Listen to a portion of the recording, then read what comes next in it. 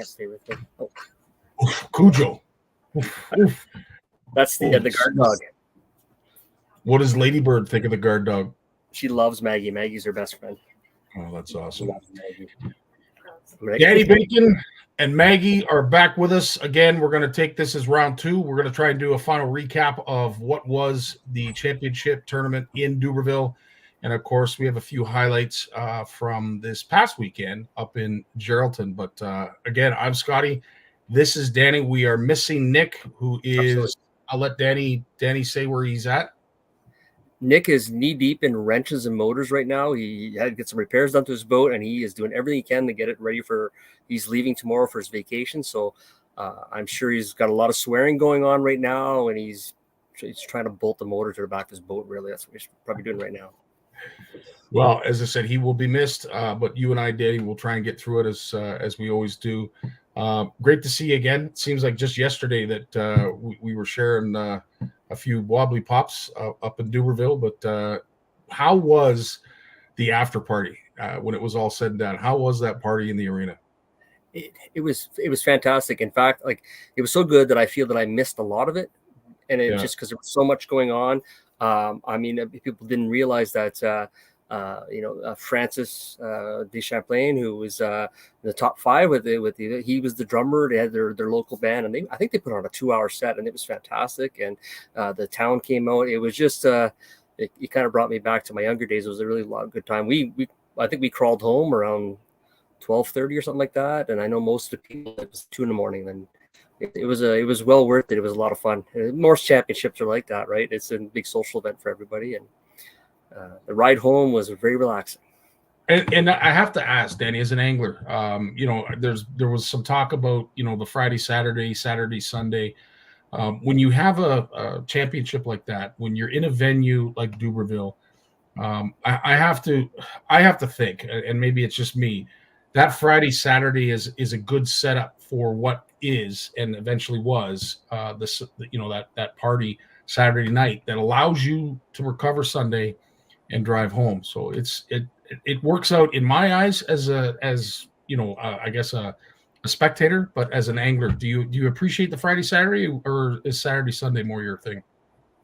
Friday, Saturday is my jam, and I tend to favor those events just because I travel a long way, and it's a lot easier to take the time off during a 1 week span as opposed to taking time off during a week and then an extra day on top and for travel. Like some of the events, I travel to are 8-9 hours away travel time, so it's nice to have that Sunday where you're not in a rush when you get home. You can be ready for work on Monday.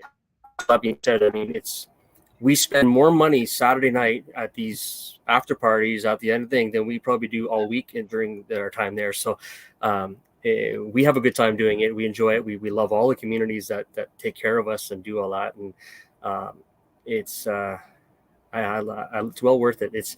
We get to do it a couple times a year. And, like look at last week, a thunderstorm knocked us out. You look back we just had 3 NOWT events in a matter of 4 weeks. So the June is hurricane season when it comes to the tournament world. It would just nonstop run, go to the next event. And a lot of these guys do all 3 events. So I don't know how they do it. I don't either. And Rudy is saying that Nick's dad is helping. Rudy, when Nick's not looking, give him a pinch for me. Just give him a pinch in the arms for me.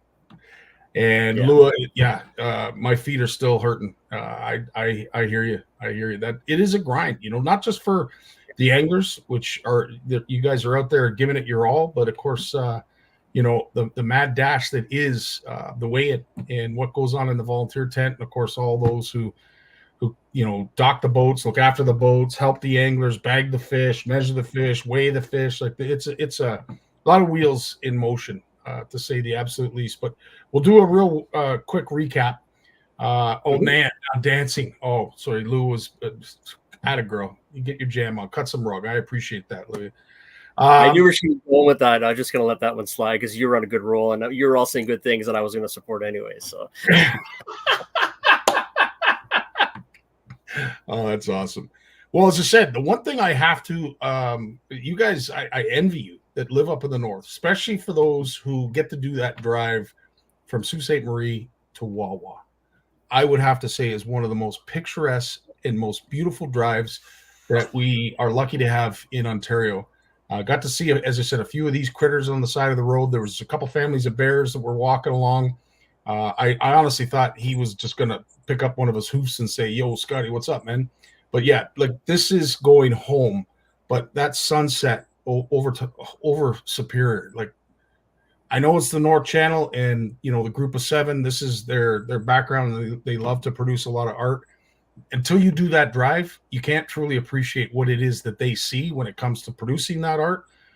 I recommend anybody book it, take a week, and make that drive. And don't do what I did and look back every 10 minutes, going, "Oh my Lord," and trying to navigate and keep it between the yellow lines. Take your time because it is definitely worth the trip. I used to work in Dubreuilville, so I actually used to travel out every week. And it's extremely scenic, especially in the fall when the leaves will change. It's probably one of the most beautiful things you'll ever see, culminating with you get into that Old Woman Bay and the Montreal River and Montreal Harbor. But that being said, it's probably one of the most dangerous highways I've ever been on during the winter. It's shut down a lot, and for good reason. But in the summertime, you're not going to beat that beauty of driving that. 100%. Douglas is in the house. How you doing? All the way from Nunavut, Danny. All the way from Nunavut.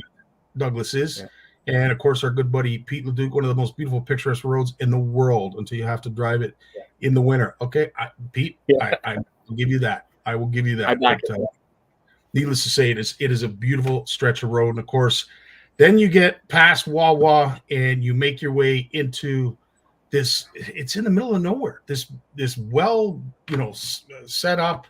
All kinds of amenities and services that you need, but it is Dubreuilville, and what a diamond in the rough. Pardon the pun, because there's a lot of mining that goes on in that area, but it is truly a beautiful little town in the middle of freaking nowhere. It's beautiful, and then of course it's on the shores of the Magpie.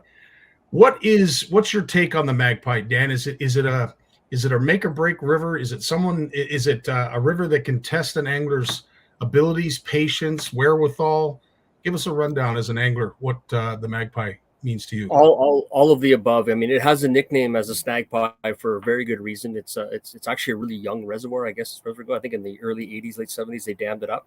So you're fishing and you're just like you're seeing trees, you're seeing stumps and everything else. And a lot of the luckily now, like a lot of the timbers are starting to soften up, so we're starting to recover some of those things. But the fish love to hide on that, and the guys that learn how to fish that structure do very well and understanding where the old river system is.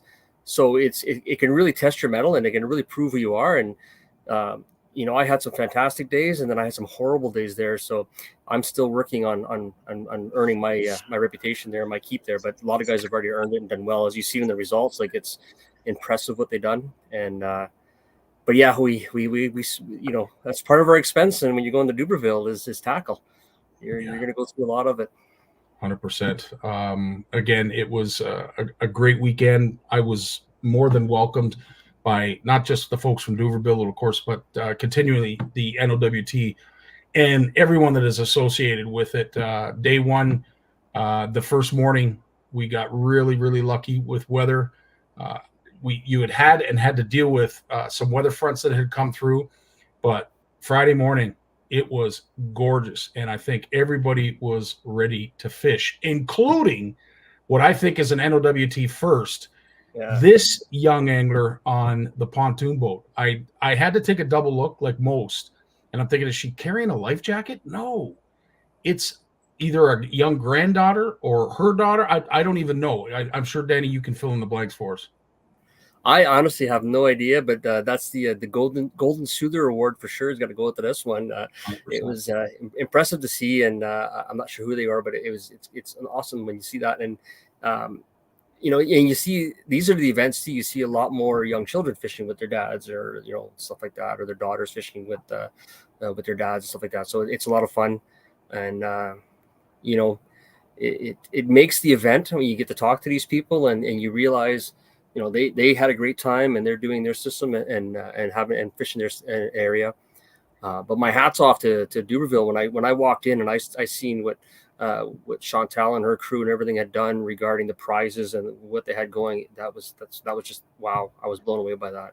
So it's great segue, Dan, because I will say with all of your tournaments, the prize money is something that I just shake my head at. Like I'm just amazed that there is this level of prize money, and this is why I truly love what the NOWT represents to the north and to anybody that enjoys walleye fishing and maybe wants to kick it up a notch. Not only do you have that opportunity with the NOWT, but look at your rewards. Look at the payouts. Look at it is incredible. And Dan, I know you've been back and forth, in and out, but this doesn't seem to waver. It always seems to be at this level, and you guys maintain it. A tip of the hat to the NOWT and all your sponsors. And not only that, like they added so many additional prizes to that went down the line. And then when the NOWT, we've added more prizing as well. So I remember watching the prize ceremony, and it was just like a constant parade of different people going up. So it was really good to see. And we all started in local tournaments. That's where we got our tournament bug. So we all started as a local guy, and you're watching the pros. And you said, I can do that, and then push some of us to go further. And then we start chasing all these things, and so it's really good to see that. That's the kind of stuff that'll get people hooked. 100%. And of course, not only did you have the $10,000 purse for winning the tournament or championship, whichever one you want to look at. Of course, there was the Princecraft boat that was decked out with the Pro XS 150. This is Jeff Bipon who dragged it down from J&B. But again, this is a prize that I've been around anyway in the last 3 years is always given away at the championship. Again, like tip of the hat to all those involved to be able to do it, one, financially, and to continue to do it, because I think that's the hardest part. Yeah, and the championship prizes, that's not where it stops there. Like there was motors, there was barbecues, and we had thousands and thousands of dollars worth of Garmin that went out to that elite crew that qualified for that, and rain suits and stuff like that. So it's pretty fantastic to see, and happy people out there. Unfortunately, I wasn't one of them. My wife was. She picked up her second top female angler award, so good for her. Now I'm trying to keep up with her. She's the hot hand in the house here. Well, she's getting competitive because with the young girl that was in the pontoon boat, she is automatically declared a DQ because there were 3 people in that pontoon. So Marilise is getting more competitive because of that. We'll get to her accomplishments as well as some of the others. But first and foremost, let's have a look at what was inside the arena in Dubreuilville. Again, to all those, Chantel and her entire crew that put this all together. I know Nick mentioned it last week before we lost Wi-Fi, but the effort that was put into this championship, tip of the hat to all of you folks that volunteered your time, that put in the effort to make this venue championship class. And Danny, I have to ask, I think a few of us were blown away. I'm not. Every time I seem to go to these events, you guys just set the bar higher and higher. But you had to have been impressed as an angler seeing this. Oh, very impressed. Very, very impressed. And exactly, I'm already looking forward to next year's championship to see, because it always seems like they're trying to outdo each other and add more to it. And obviously we're getting good showing, and people we got anglers now coming from other provinces that are and they're doing really good too. Unfortunately, I wish they weren't doing as good as they are, but we're chasing those guys now, and but they're coming here for a reason. It's a good tournament circuit, and there's a lot of good prizes involved. There's some good venues, great facilities to fish, and it's the same reason why we all do it. 100%. And you guys are blessed. I'm telling you, the fishery that you have up there.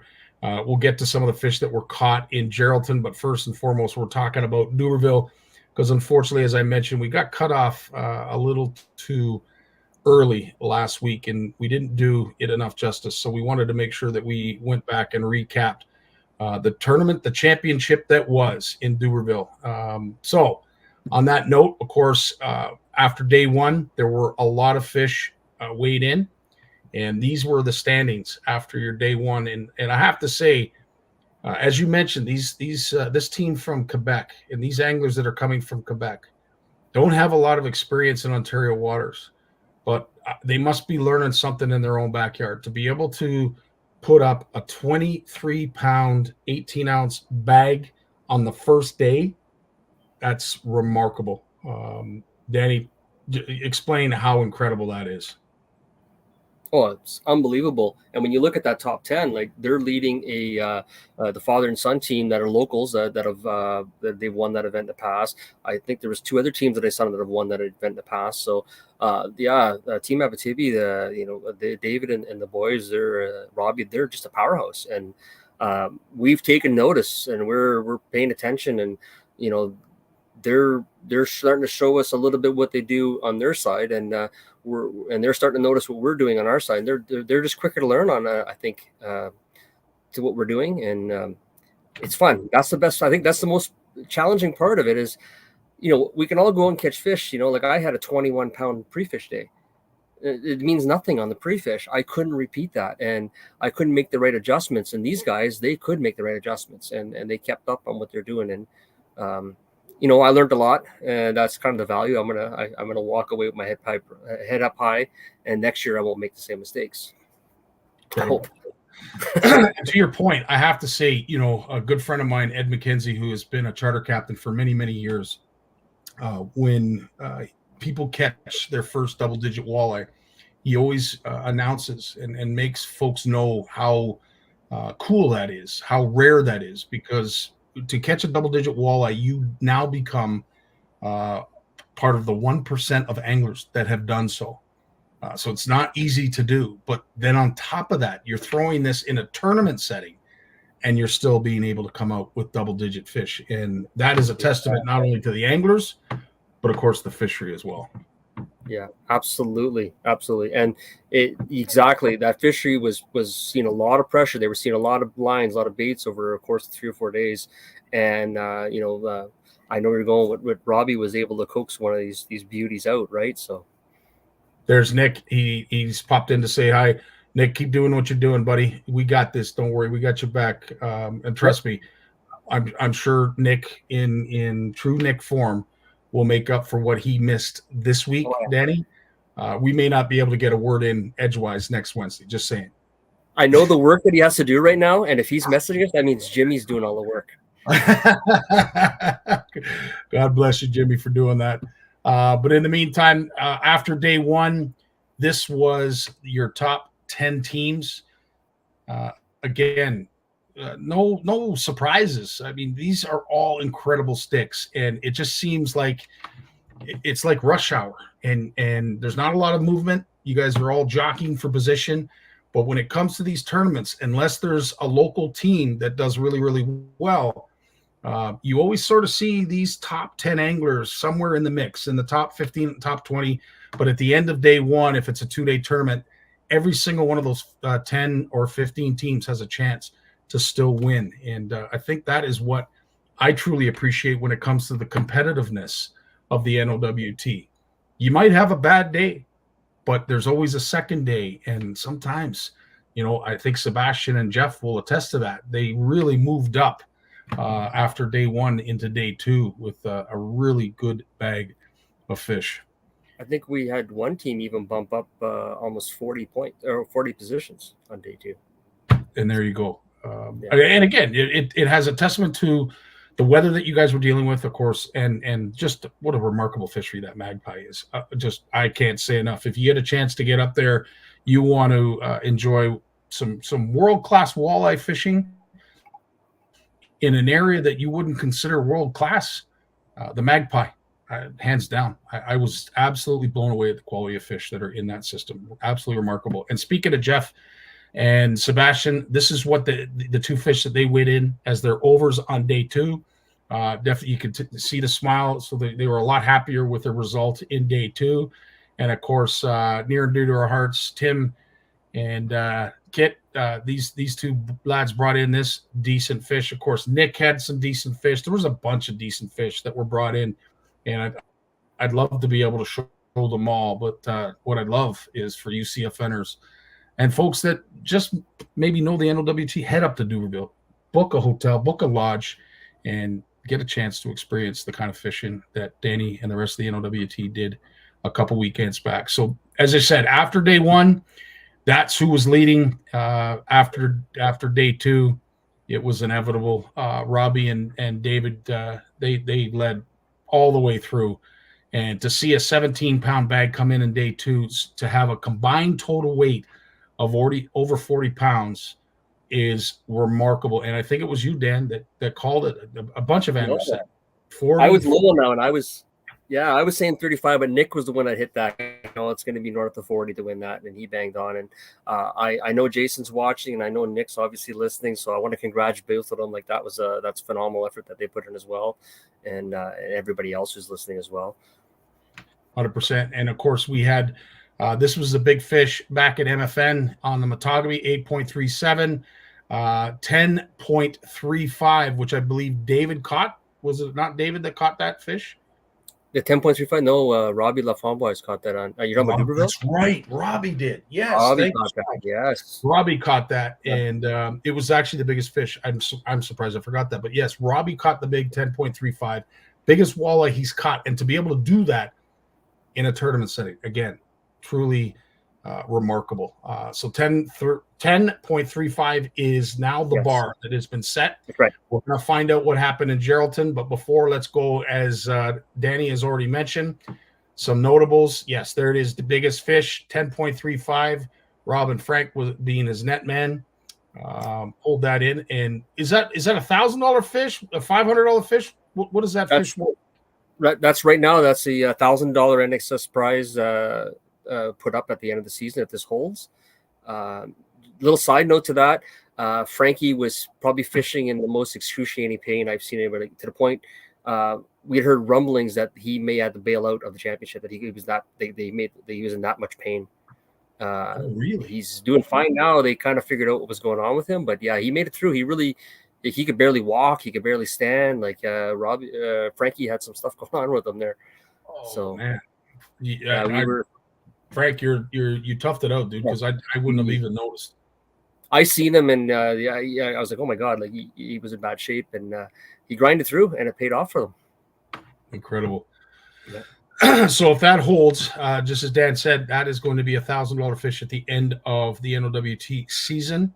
So let's hope that it at least lasted past this weekend, which was Geraldton. But of course, some notable things that I want to mention as well. Aralisa, to win top female angler. How proud was she? She's always proud. She's I'm sure she's over here laughing right now. I can barely see her on the other side there, but that's actually 3 in a row for her. She ended last season with one, and she's picked up the next 2, so she's doing quite well. That's awesome. Good for you, Big M. Yeah. And then, of course, we have our young anglers, Naomi and Hunter. These are the top 2 youth of the tournament. And, of course, this was a prize that was sponsored by Streamside. So congratulations to those young anglers. But all in all, there was no one that didn't go away a champion on this weekend, because, as Danny said, didn't matter if you finished first or last. Everybody had a good time on Saturday night. But, again, to wrap up, a big shout out to Jason Doyen, who's watching, and of course his partner Nick Huckson, who is busy getting his boat ready, for coming in 3rd place. These 2 are always in the top 10, top 15. At the end of the day, I always expect to see them in the hot seats. Dan, when it comes to the final weigh-in, these are just 2 solid sticks, and not only are they solid sticks, but they're solid people. And to Nick especially, who has a huge heart and is doing his very best to corral and get the camaraderie even closer together with the NOWT. You see him, sort of off live, in the shadows in your own time. You're heading down to Florida, as you mentioned. He's like a tornado. If you get too close, you get sucked in. That's it. You're in trouble. He's got you. Yeah. 100%. The Tasmanian Devil. That's right. From Looney Tunes is what I think of Nick. Every time I see him, he's like that Tasmanian Devil. Yeah. Of course, that's 3rd place, and then in 2nd place, Alex, who is he's up there regularly, and Guillaume. I can't say enough about this angler as well, and hopefully I pronounced his name right. I've been practicing, so congratulations for that. And of course, the winners, Team Abitibi. David Grand and Robbie Tremblay. Not only do they take home the $10,000 purse, but also an incredible Prince Graph. So let's relive what was the declaration of them as champions. Winner of the tournament, winner of the championship, Team Abitibi. Congratulations to these two. You're walking away with a boat, motor, trailer, Garmin. Again, not enough can be said about Team Abitibi, but Danny, to your point, you just like to see them win a little bit less. Absolutely. What a prize pack, eh? Like, holy jump. I know. It truly is remarkable. Truly is remarkable. I think at that. Sorry, go ahead, Dan. I was thinking about that. Like, I was cramming everything in to go home. I couldn't imagine having to bring all. You're coming back. You're making another trip. It was unbelievable. It's the second time we got to see that. It's pretty impressive to see it to see, right, what you're handing out. And to be a part of that, it's just a blast. Right on. Well, on that note, let's do our sponsors their due praise, and of course, we can't do anything without them. These prizes don't exist. The anglers buy-in and everything that is the NOWT just doesn't exist without these sponsors. So let's give them their due.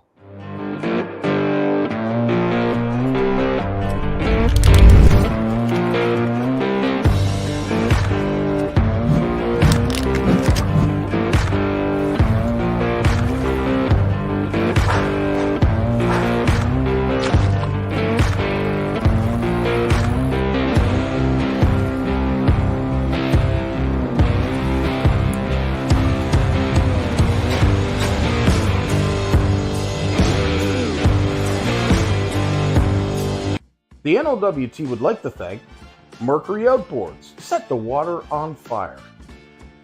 Prince Craft Boats, enjoying the spirit of boating for over 70 years. J&B Superstore, your adventure awaits. Racksfin, making the outdoors more fun. Eastview Chevrolet to get you there, and Garmin to get you home. And of course, thanks to all these generous sponsors.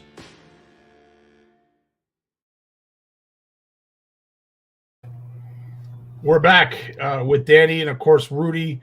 Mike Howard's with us. Cliff, I saw your note to CFN. I'm going to get you in touch with this gentleman right here who's just down the road from Blind River. So I will get Danny in touch with you. We'll find out what we could do. There is Ed McKenzie. As I said, always reminded me, anybody that caught a double-digit walleye was part of the 1% of anglers that had done so. Yeah. As I said, Cliff, we're all over, dude. We will make sure that we reach out to you. Now, before we go on and talk about Geraldton, I want to take a little bit of time, and I'm sure you do as well, Dan. Big shout out, thank you to all of the volunteers that help out. What a cast of characters! None of this happens without the solid help, the solid effort, and everyone's buy-in to making this event what it was. And a tip of the hat to all you volunteers, and of course all those who supported the 2 days, docking boats, running bags to and from the docks, those that were in the way where the weigh scale was, under the tent. This went without a hitch, and it was again just a true example, true testament to the kind of help that was available to Chantal and the entire Dubreuilville community.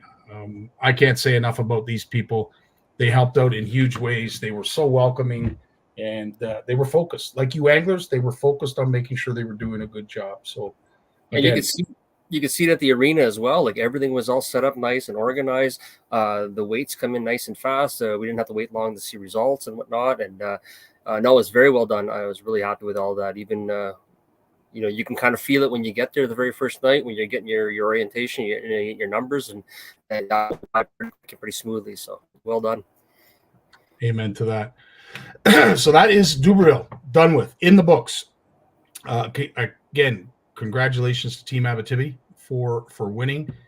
This is the remainder of the trail. Of course, we have managed to tick MFN, Dubreuilville, and now Geraldton is next, and was this past weekend. In this tournament, you didn't end up going. Nick didn't end up going. Is it just too much too soon, Danny? I think it's such a grind as it is, but I totally understand an angler that has to take a weekend off.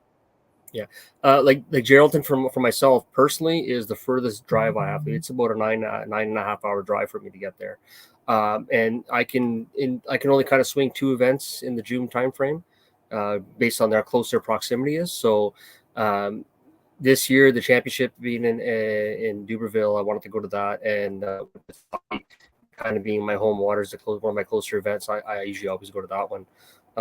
Since returning, obviously, but Geraldton's on my list. I mean, it's got a great reputation. There's a lot of fish in there. It's one of the originals. I think it's been around since I think the NOWT started. They do a very good job up there. They have a beautiful setup, nice tent setup right on the water there, and they bring a lot of different anglers from northwestern Ontario come into that section as well. So it's a good opportunity to meet different people. It's a great point. And I saw it in Dubreuilville. I now saw it when I looked at some of the highlights from Geraldton, that you have your local boys, your local anglers, your local teams, that they're good sticks in their own right, good sticks in their own backyard, and they are just as competitive and sometimes just as hard to beat as that elite, if you will, that we always see in the top 15. But Jesse and Francis in Dubreuilville, they were a team to beat. They're always a team to beat, but of course in their own home waters, it makes it that much more difficult. Do you, like, as an angler, as a competitor, obviously you guys are it's mouth shut, you all clammed up. Not too many people before and during the tournament are offering too much, but I'm sure there's still some stuff that's shared. I can't imagine that you guys don't share anything amongst anglers, but do you find that even some of the hometown teams share a little bit, or no? Well, yeah, just our nature as anglers, we can't help ourselves. We want to gloat. We want to let you know when we had a good day. So, you kind of get away with it. Like, oh yeah, I got a 28 today, and I got a 30 today, and then people start putting, well, I seen you here and I seen you here. So people, they start, you kind of accidentally or unwittingly give them some information. And a lot of guys do it, unfortunately, but from the friend, like, intentionally giving information, it tends not to happen because we are competitors against each other. After the event, like, you remember when you saw me over there, this is what I was doing. It was working. Like, oh yeah, I was doing a different technique. So that's where you tend to learn a lot, because in your back of your mind, especially with walleye, it's no different. I guess no different than bass fishing. There's 20 different techniques you could probably try. The one thing that even crossed my mind was pulling cranks over some of these areas in which I'd never seen anybody else do that. And when I didn't see anybody else do it, you start thinking, like, well, why are they not doing it? Is it going to work? And I'm sure it would have worked, but when you're in a tournament, you want to grind out those bites long cross. It gets a little nerve wracking, and especially with Sunday being a short event because it was out at 2. So you have all of that going through your head. But after the facts, that's when you find guys are pretty honest, and locals or guys that have been fishing it for 20 years. It tends to be pretty good in that regard. Let's just say you are having a bad day. This is a good point that you're bringing up. But let's say you're having a bad day, day 2. You don't have a chance to win. In a situation like that, are you starting to now do research and homework for next year's event? So are you pulling out stuff like crankbaits or bottom bouncers that you don't typically use or wouldn't use in that system, just to learn a few things before it's over? Myself personally, no. My Mary Lisa, yes, she's like, let's order some bottom bouncers. Let's go this year. I'm more like, we're already rigged up this way, and I'm just going to keep grinding through it. But I'm more in tune to start covering different areas, different locations. I might as well. It's not necessary for next year. It's more of a Hail Mary. You never know. You might get lucky. Most, I was definitely well out of it. Obviously, even after day 1, I wasn't in contention. But we could have moved up into closer to be potentially into a money spot, but we actually went the other way, and we spent the afternoon we know these techniques work. Let's see if we can go back. And so we kind of hit them, but we decided to change a little bit what we were doing, and we started noticing some stuff, and that's kind of when I had an aha moment. I was like, we probably should have done this first thing this morning, but then looking back is helpful, right? But no, it was not normal for me to go in that situation. We couldn't land any overs that day. We got into a couple between the both of us. For some reason, we kept losing them, and it's just the way it is, right? We weren't even getting close to getting them in the net. And so it just wasn't in the cards for us. But you get past that frustration. The other thing that I tend to do, it was one of my things, is that there was a few spots I said, well, like you said, you're knowing out of contention, so you might as well go look at some other waters. You're not stupid. You're paying attention to boats all week. So you said, well, I haven't tried this spot during pre-fish. I'm looking at it now. And sometimes you make that corner and you spot 3 for us, and you're like, okay, these guys are all in contention. I'm not going to mess up their day. I don't want to be a spoiler here. So you go find somewhere else. And most people are like that for the most part. Yeah. And Danny, I have to ask, you're familiar with it, in case anybody that isn't, when we talk about these total bags that come in, and we're oohing and on about 40 pounds and 45 pounds, as anglers, is it tournament wide? Are you allowed 2 overs, 4 unders, 1 over, 5 unders, or 6 total unders in all of the tournament events? All but the Sioux. The Sioux has a different class. There is you're not allowed to keep any under 15 inches. We're allowed any size above that. So it'll be 5 walleye any size. So that's the only event where it's like that. All the other events are they fall into that. So during your fishing time, you're allowed to have 8 walleye in your boat, 2 over 18, 1 per angler, and so you give the opportunity to call at the weigh-in. So before you actually go up to the weigh-in, they'll actually ask you. If you have 8 walleye, are you releasing 2, that kind of thing. So they changed a little bit. It's a little bit more relaxing in that sense, because we've raced in 17-inch walleye before, because those are good unders. So you want to make sure that you have that little security net. It's nothing worse than losing a fish, because I've had that happen. I've lost fish at the scale before and been penalized for it. And for those who don't know, if you show up with 6 fish and one's dead, well, you're only allowed to weigh in 5. So you've lost that whole weight. It's not like it's a 1 pound penalty; it's the entire fish. And I had that happen a few years back in Long Lac, where I lost a 21 incher it was my fault. It happens.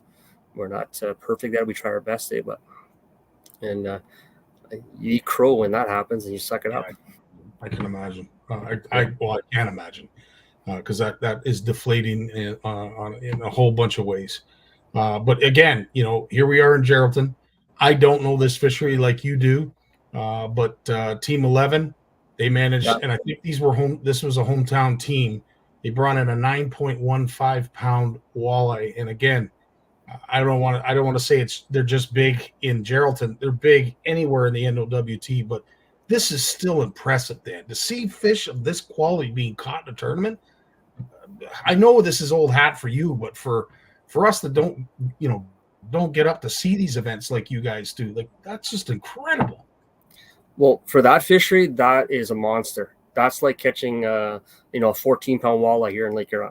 That's a big fish for that fishery. That fishery has a lot of fish, and generally, like, you've probably noticed in the other results, and probably like a 6-7 pounder is a big fish for those guys. And I believe they're from Thunder Bay. Actually, I know they run a Triton like myself, so they're really nice guys. And that was an impressive fish. They had an impressive bag. They did really good. Absolutely incredible. So again, big tip of the hat to these lads that came down and caught a whopper of a fish. Nice to see that Frank and Rob's fish still stands as big fish overall. But then, of course, Brett came in and a 7.27 pound fish with a combined weight of 15.96. Now, again, when you see totals of 40 pounds, 15 pounds doesn't seem like that much. But as Danny just attests to, this fishery, although it produces a lot of numbers, you don't necessarily see these big fish all the time. So this is, again, just a testament to these anglers. Yeah. And like that's the 2 overs are allowed. So the other fish they had to make up that 15 pounds were all 18 inch or less. And realistically, lots of times you're bringing in 14 inches. That's usually the average kind of unders, right? Wow. You've had some pretty embarrassing moments when we call them cigars. You're bringing in an 8-inch fish there, but it counts. So Nick just informed us that team that brought in the 9-pounder has done this 2 years in a row. Oh, there you go. Yeah. Wow. Even when he's not here, he's a wealth of knowledge. That's it. I would imagine his dad's doing all the work at this point. What do you think, Dan? Has to be. That's hilarious. So after day 1, Actually, so this is day one. Sorry. After day one, Jamie and Brett, as I mentioned, are leading with a 15.46 pound bag. Their overall rank was first.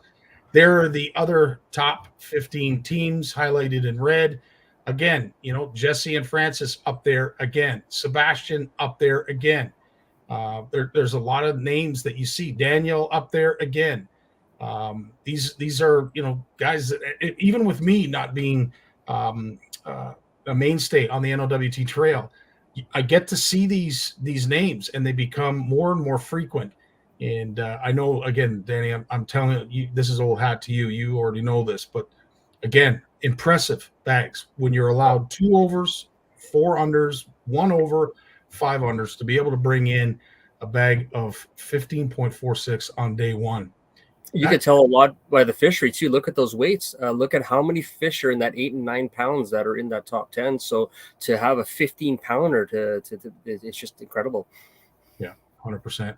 And of course, the hometown boys, Blair and David, everybody was rooting for them. Cliff and Sabrina, also from Geraldton, and then Eric and Terry were also from Geraldton. So nice to see some of the hometown favorites up near the top as well. That makes it that much more interesting for the spectators and the family members, those who come out to watch, the final weigh-in. Again, I'm sure the crowd was just as big there as it is at MFN and at Dubreuilville.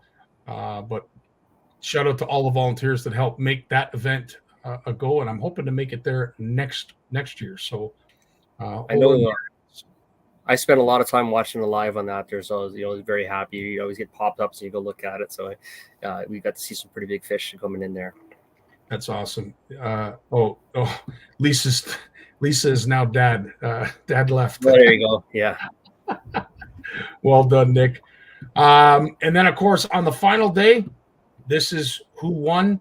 Again, Jamie and Brett, who led after day one, brought in a little bit more than half the next day, but still managed a 24.10 total bag of fish, and claimed top prize. It was nice to see the Geraldton folks there as well in the top 5.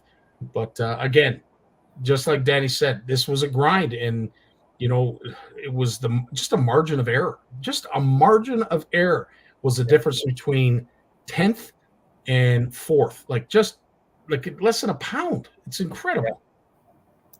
Yeah, it's wild like that. And when you fish those tournaments long enough, like you said, all of a sudden a 15-inch walleye upgrading a 14-inch could be a matter of jumping 10 spots. Might be money or not money. It's the little fish that tend to.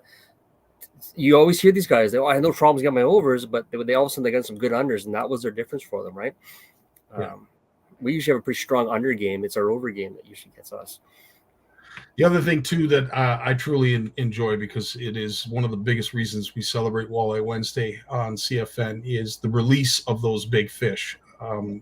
Typically I'm used to a lot of tournaments that happen down on Lake Erie, where it's a catch and keep tournament.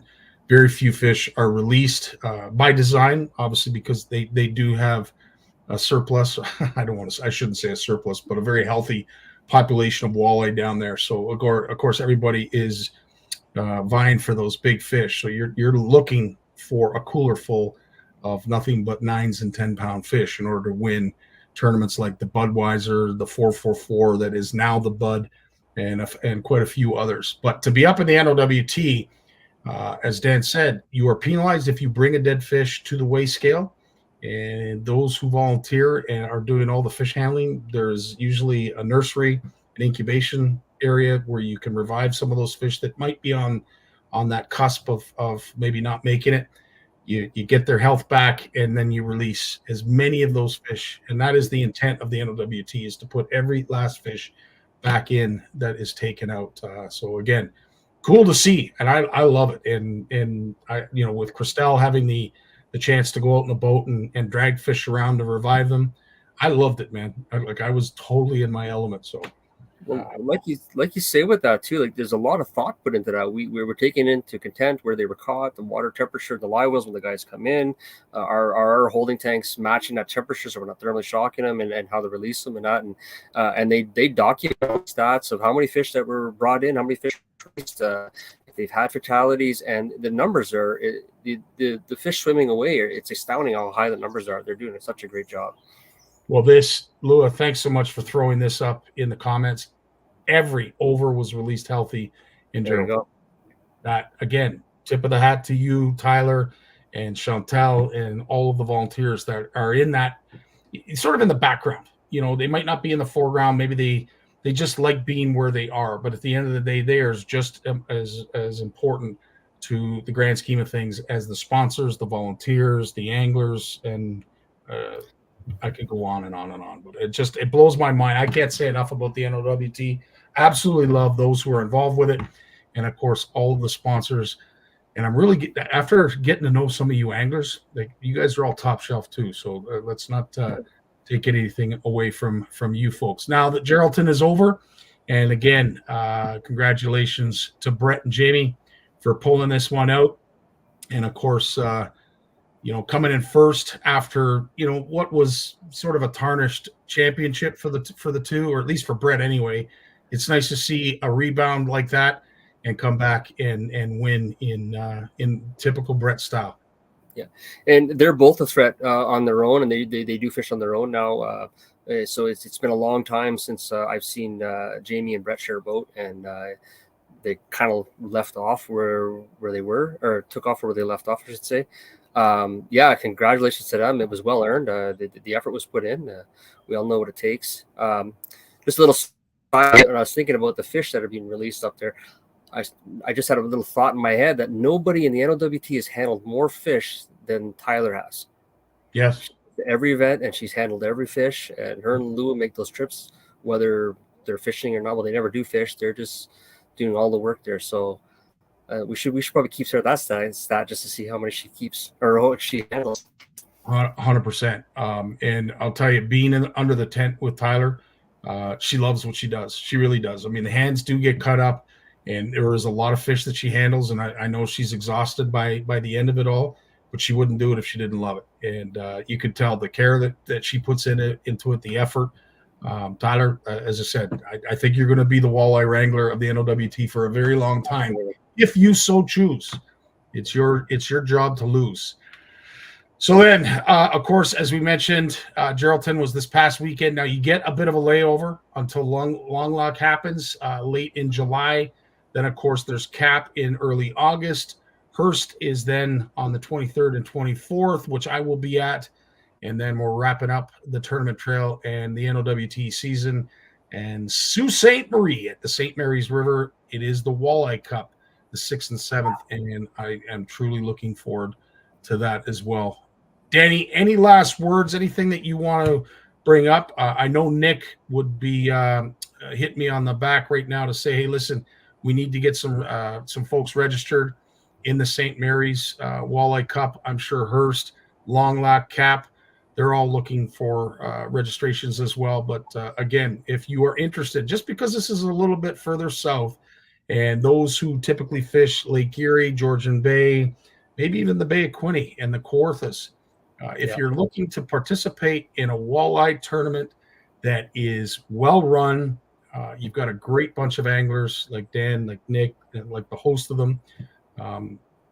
Don't pass it up. As I said, the entry fee is very reasonable, and look at the prize pool. Look at that prize pool. Absolutely phenomenal. So, and it's we're fishing U.S. waters as well in this one here, and it's not actually as big of a system as it sounds. It's when you actually look on the maps, it's geographically there's a lot of area you just can't fish, so it's a lot smaller than you think. And I know we're going to get some Americans up. There's no reason why we can't get people from Southern Ontario and everything to come up there. This is right in their wheelhouse as well. Every technique you can think about fishing for walleye will work in this system.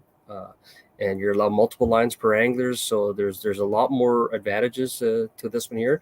And also the Sioux is just a great city. I've been to this marina before. I know the marina is going to be perfect for the setup. And there's a reason why the National Walleye Tour and the Master Walleye Circuit hold tournaments in the exact. So it's a championship kind of location. That's awesome. Danny, I will leave it there. You always seem to have a great last word, so I appreciate you. Nick, we missed you today, although you were still very much a part of the broadcast. But Dan, Thanks so much for doing this. I know you enjoy it, and I think something that we need to mention as well. Everyone that comes up to either Dan, Nick, myself, or anybody from the NOWT and has had some very positive feedback in regards to what we're doing here on the Power Hour. Thanks so much. Really appreciate that. It's something that is new to the NOWT. We're hoping it's going to be a mainstay. And with Nick, Danny, and a whole bunch of characters that we're hoping to get on this Power Hour, we'll be here for a very long time. And we're just giving the NOWT its deserved due. This is so necessary in my eyes. But Dan, as you can attest, you've been surprised too, pleasantly surprised at some of the folks that have come up to you and thanked you for what we do every Wednesday.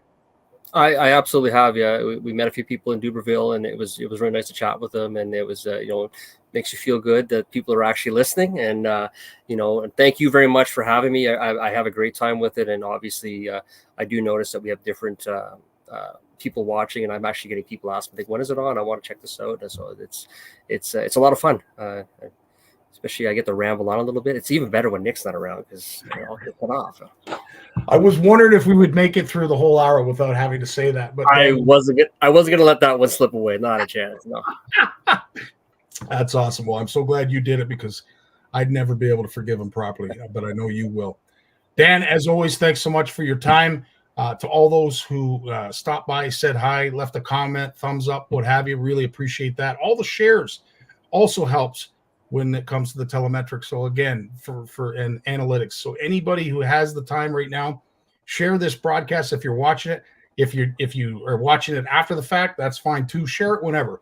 We want to get as much of a reach out there for the NOWT and of course the Power as we possibly can. Dan, you take care. We will see you next Wednesday, and of course everybody else as well. Give Big M a kiss for me, bud. I will. Later, right. All right, buddy. Take care.